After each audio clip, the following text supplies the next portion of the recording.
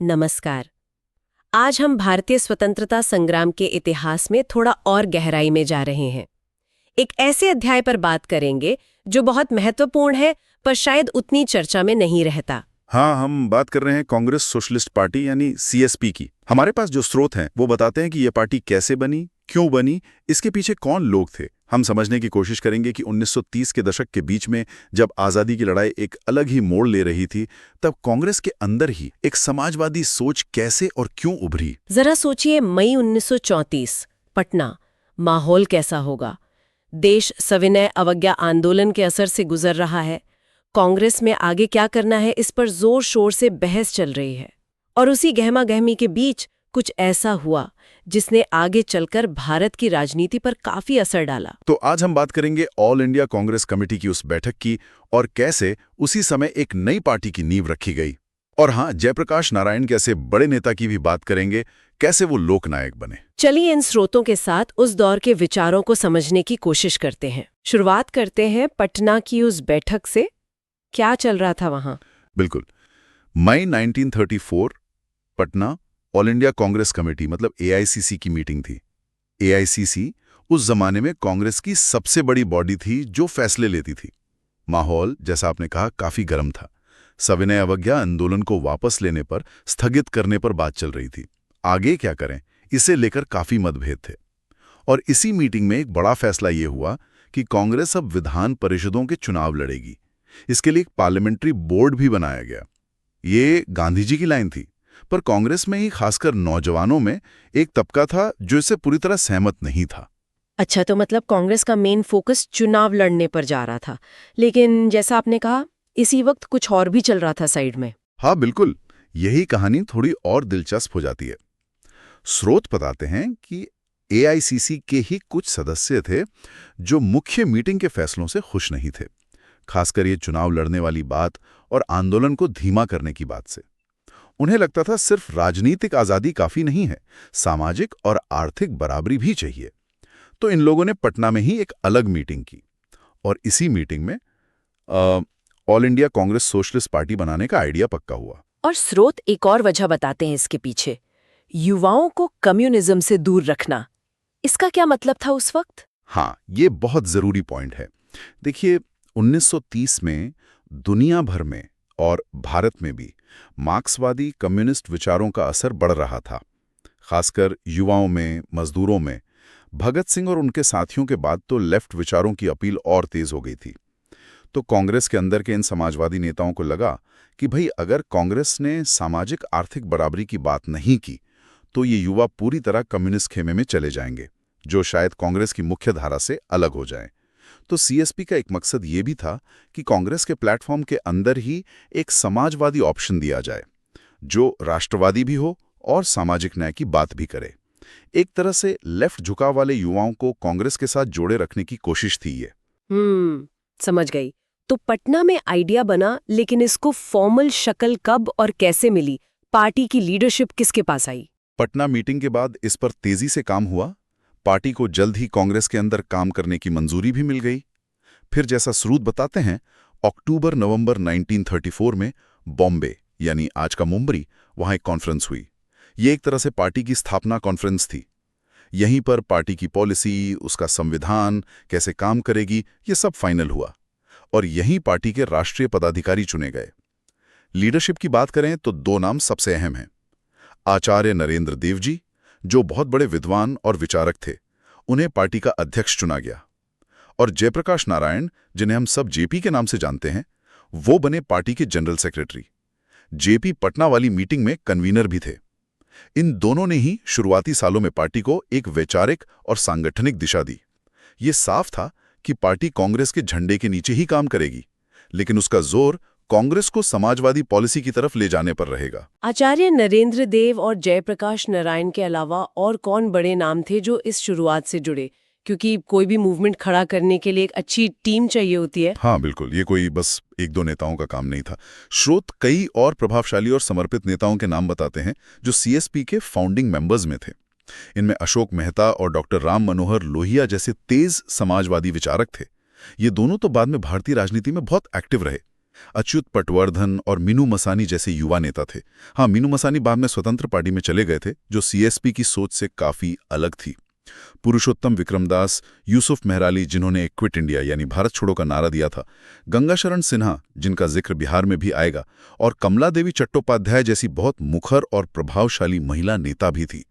तो ये जो विविधता है, ये दिखाती है कि अलग अलग बैकग्राउंड के लोग समाजवाद के आइडिया से जुड़कर कांग्रेस में एक नई एनर्जी लाना चाहते थे। ये तो हुई नेशनल पिक्चर, लेकिन अक्सर ऐसा होता है कि ऐसे राष्ट्रीय आंदोलनों की जड़ें लोकल लेवल पर पहले से होती हैं। बिहार में भी ऐसा कुछ था क्या, खासकर जब पटना में ही नेशनल पार्टी का आइडिया आया? हाँ, स्रोत इस तरफ इशारा करते हैं। बिल्कुल, नेशनल लेवल पर सीएसपी बनने से पहले या करीब करीब उसी समय बिहार में समाजवादी विचारों की जमीन बन रही थी। स्रोत हमें बिहार सोशलिस्ट पार्टी के बारे में बताते हैं। इसकी स्थापना तो नेशनल पार्टी से भी पहले, शायद 1931 के आसपास ही हो गई थी। हालांकि फॉर्मल गठन शायद बाद में हुआ। इसके फाउंडर्स में गंगाशरण सिन्हा, रामवृक्ष बिनीपुरी, जो बहुत मशहूर लेखक भी थे, और रामानंद मिश्रा जैसे नेता थे। ये सब जमीनी स्तर पर किसानों और मजदूरों के मुद्दे उठा रहे थे। और श्री नरसिंह नारायण का भी जिक्र है, उनका क्या रोल था? श्री नरसिम्हा नारायण भी बिहार के एक अहम समाजवादी नेता थे और बिहार सोशलिस्ट पार्टी से जुड़े हुए थे। वो भी उन शुरुआती लोगों में थे जिन्होंने बिहार में समाजवादी आंदोलन की नींव रखी।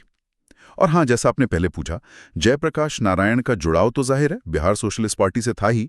वो भले ही नेशनल लेवल पे ज्यादा एक्टिव रहे, पर उनकी जड़ें तो बिहार में ही थीं। तो ये साफ है कि बिहार में एक लोकल समाजवादी मूवमेंट पहले से था, जिसने नेशनल सीएसपी के लिए एक अच्छी जमीन तैयार की। ये दिखाता है कि कैसे नेशनल और रीजनल धाराएं मिलकर एक बड़ा मूवमेंट बनाती हैं। और बिहार से ही जुड़े हैं जयप्रकाश नारायण, जिनका नाम बार बार आ रहा है। स्रोत कहते हैं कि उन्हें लोकनायक कहा जाता था। ये टाइटल उन्हें कैसे मिला?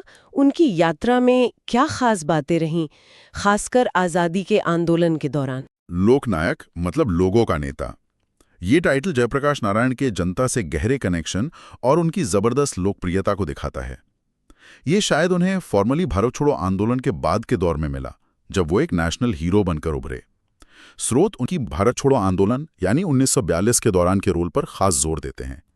जब गांधी जी समेत कांग्रेस के सारे बड़े नेता जेल में थे, तब जेपी, डॉक्टर राम मनोहर लोहिया और अरुणा आसफ अली जैसे समाजवादी नेताओं ने अंडरग्राउंड रहकर, मतलब छिपकर, आंदोलन को संभाला। स्रोत बताते हैं कि उन्होंने गुप्त रूप से लोगों को ऑर्गेनाइज करने का बहुत बड़ा काम किया। ये गुप्त संगठन सीएसपी की रणनीति का हिस्सा था कि जब खुलकर काम न कर सको तो अंडरग्राउंड रहकर संघर्ष करो। वो हजारीबाग जेल से भागकर नेपाल तक चले गए थे और वहां आजाद दस्ता बनाकर आंदोलन चलाते रहे।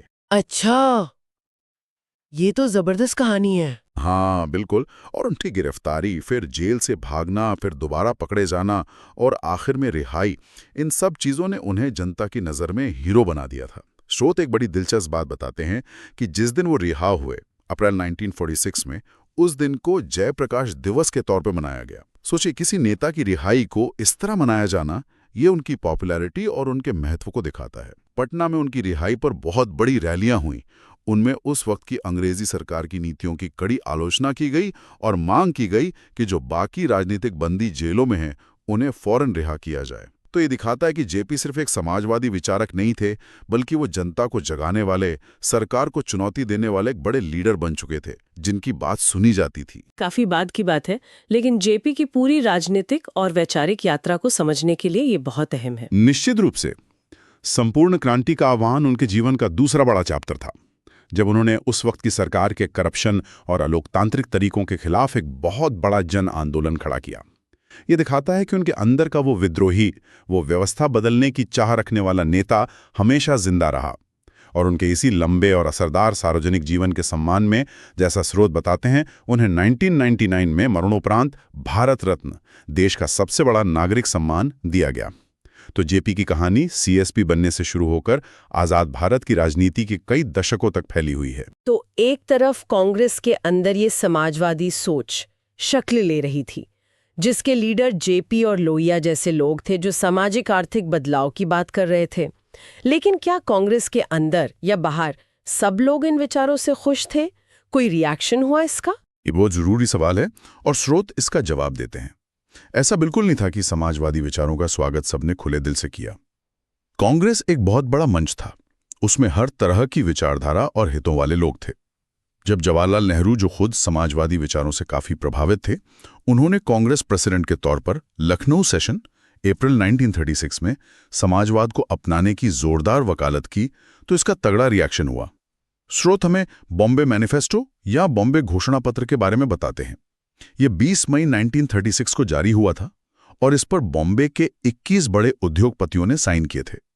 इनमें पुरुषोत्तम दास ठाकुरदास, A.D. श्रॉफ, वालचंद हीराचंद जैसे बड़े बड़े नाम थे। ये मैनिफेस्टो सीधे सीधे नेहरू के समाजवादी भाषणों और कांग्रेस में बढ़ते समाजवादी असर के खिलाफ था। इन उद्योगपतियों ने साफ साफ कहा कि वो प्राइवेट प्रॉपर्टी के अधिकारों पर किसी भी तरह के हमले और क्लास स्ट्रगल यानी वर्ग संघर्ष को बढ़ावा देने वाली पॉलिसीज के खिलाफ है। ये एक तरह से देश के जो पूंजीपति थे उनकी तरफ से समाजवादी विचारों पर खुली आपत्ति थी। हाँ बिल्कुल, ये दिखाता है कि आज़ादी की लड़ाई सिर्फ अंग्रेजों के खिलाफ नहीं थी, बल्कि आज़ाद भारत कैसा होगा, उसकी इकोनॉमिक पॉलिसी क्या होगी, समाज कैसा होगा, इन सवालों पर अंदर ही अंदर गहरे मतभेद और संघर्ष चल रहे थे।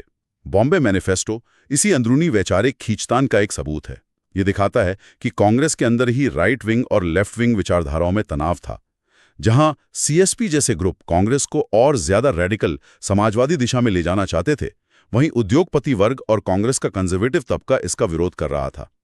ये लड़ाई आजादी के बाद भी लंबे समय तक भारतीय राजनीति की दिशा तय करने में अहम रही। तो आज के इस बातचीत से हमने देखा कि कैसे 1934 में कांग्रेस के बड़े दायरे के अंदर ही एक नई समाजवादी सोच ने जन्म लिया, कांग्रेस सोशलिस्ट पार्टी। हमने समझा कि ये क्यों बनी, पटना की बैठक, बॉम्बे का सम्मेलन और युवाओं को कम्युनिज्म से बचाने जैसा मकसद भी था। आचार्य नरेंद्र देव और जयप्रकाश नारायण जैसे नेताओं की लीडरशिप और अशोक मेहता, लोहिया कमलादेवी चट्टोपाध्याय जैसे दूसरे अहम सदस्यों के बारे में भी बात की।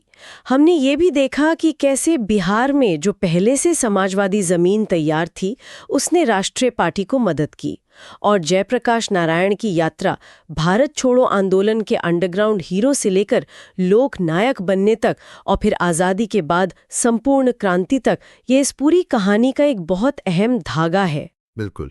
और बॉम्बे मैनिफेस्टो का जिक्र हमें याद दिलाता है कि विचारों की ये लड़ाई कितनी तेज थी।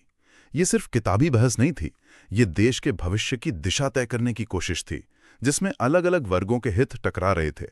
उद्योगपतियों की चिंता दिखाती है कि समाजवाद का आइडिया सिर्फ कुछ नेताओं तक ही सीमित नहीं था, इसने समाज के ताकतवर तबकों को भी रिएक्शन देने पर मजबूर कर दिया था। स्रोत हमें दिखाते हैं कि आज़ादी की लड़ाई एक मल्टी डायमेंशनल प्रोसेस थी, जिसमें राजनीतिक आज़ादी के साथ साथ सामाजिक और आर्थिक न्याय के सवाल भी बहुत गहरे जुड़े हुए थे। आखिर में ये पूरी कहानी हमें सोचने पर मजबूर करती है कि कैसे एक बड़े आंदोलन के अंदर अलग अलग विचारधाराएं एक साथ रहती हैं, मुकाबला करती हैं और एक दूसरे को बदलती भी हैं। CSP का बनना इसी जटिलता का एक उदाहरण है। भले ही CSP एक पार्टी के तौर पर बहुत लंबे समय तक कांग्रेस के अंदर नहीं रही और बाद में अलग रास्ते पर चली गई, लेकिन इसने भारतीय राजनीति में समाजवादी विचारों को मेन स्ट्रीम में लाने और कई पीढ़ियों के नेताओं को प्रेरणा देने में बहुत अहम भूमिका निभाई। उनके उठाए सवाल और उनके दिए गए विचार आज भी कहीं न कहीं हमारी राजनीतिक बहस का हिस्सा हैं।